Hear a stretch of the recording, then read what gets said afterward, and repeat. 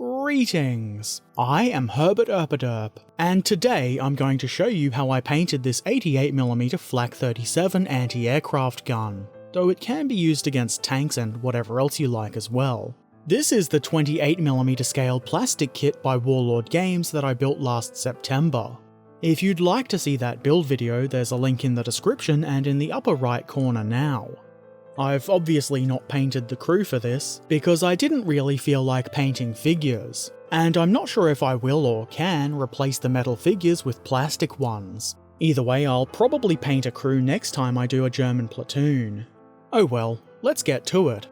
I started by priming the model with black Stynel res, though feel free to use whichever primer you prefer. I applied a base coat of Vallejo model colour German grey. It seemed like a German enough grey for a German gun like this. This is a simple matter of putting the grey all over the model, well, as much of it as you can anyway.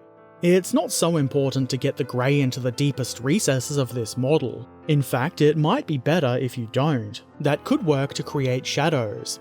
Still, I got a pretty good coverage. Maybe I will have to do shadows the old-fashioned way, with light. Or the blocking of light. I know how shadows work. Next, I sprayed on a highlight in a top-down fashion, also known as zenithal highlighting. I used a mix of roughly 1/4 model colour sky grey and 3/4 German grey. I went pretty heavily with this. I figure the model is going to be darkened down a bit later anyway, so it should be fine to go a bit light with the highlighting. I did another zenithal highlight with a mix of roughly 50-50 German grey and sky grey, just to make the model a little bit lighter in colour on the upper surfaces. I obviously sprayed this a little bit lighter than the previous highlight. Then I apply yet another highlight, this time with a brush. This is plain model colour sky grey. I'm applying it, or trying to apply it, along all the sharper edges and raised details, and I want this mostly on the upper areas of those surfaces. It makes sense for the light to be hitting those, though this doesn't only represent the sun hitting the edges of the model, but also worn surfaces, and we just want to plain old make the details more obvious from a distance. So it's okay to get some of this highlighting on areas that aren't on the upper surfaces. It doesn't have to be perfectly neat, but I was trying not to be too messy. Obviously with this model I'm trying to be fairly careful because there are a lot of thin, somewhat delicate parts that could quite easily be broken by an errant brush. Fortunately, nothing like that happened. Moving right along, let's add some decals. Before doing this, I applied a coat of gloss varnish.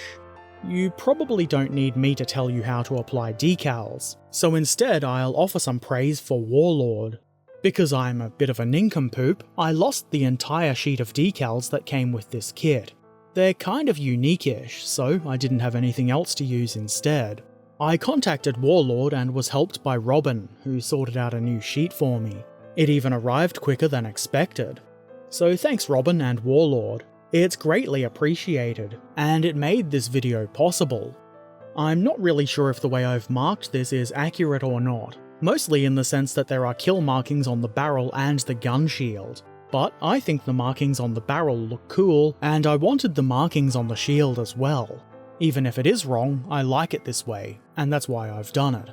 Next, I apply a layer of Army Painter Strong Tone all over the model, all nice and messy-like. This was thinned roughly 50-50 with water. As you can see, I've used a relatively big brush to slop this on. Of course, I am trying to avoid letting it pool up too much. The idea with this is just to make the model look a bit dirty, not filthy and muddy or anything like that, just a little bit dirty and discoloured. I think it worked fairly well. I couldn't think of anything else to do with the acrylics here, though I did consider painting the seats a different colour. I couldn't find any pictures that showed that, so I didn't do it. I didn't think it was that important, so I applied a coat of gloss varnish in preparation for the enamels. I start with some AK Interactive engine grime. I put this into all the geary moving bits like so. I know this is not an engine. Just because the bottle says engine grime doesn't mean it only goes on engines. We rebels can do as we wish.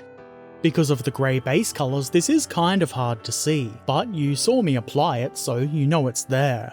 Then I use a clean brush with clean thinner to dilute and remove a bunch of this so that it blends in with the rest of the model much better. Following that, I applied some AK Interactive Streaking Grime. This is different to dark streaking grime and I wasn't sure how well it would work, but why not give it a try? At first I didn't record it, owing to being a bumbling doofus, but you can see how it looked when I applied it. I cleaned it up with a clean brush and clean thinner, brushing it in a downwards motion so as to create the appearance of streaks. That's the trick, you see. Then I apply a bit more and remove it, and apply some more, then remove that, until I'm satisfied. That's one of the positives about working with enamel. It's easy to remove and reapply until you're happy with it. I don't have many weathering products that are specifically designed for grey vehicles, or guns as it were, but I liked how this turned out. Then I figured why not add some AK Interactive landing gear wash. This is intended for planes, obviously, but it looked as though it might go nicely into some of the gaps. And it did. I didn't apply gloss varnish before doing this because I kind of wanted to try and blend it with the underlying streaking grime. I applied this in much the same way as the previous colour. I even reapplied some of the streaking grime.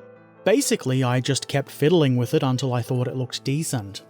I did kind of wonder if maybe I'd done too much, but I don't think so. However, I think it's at a point where adding more might be a bit too much. It is simple, but I think it looks good at this point, so I applied a coat of AK Interactive Ultra Matte Varnish, and the Warlord 88mm FlaK gun is complete. I'm quite happy with it. Like I said, it's simple, but it doesn't need to be complicated, not in this case.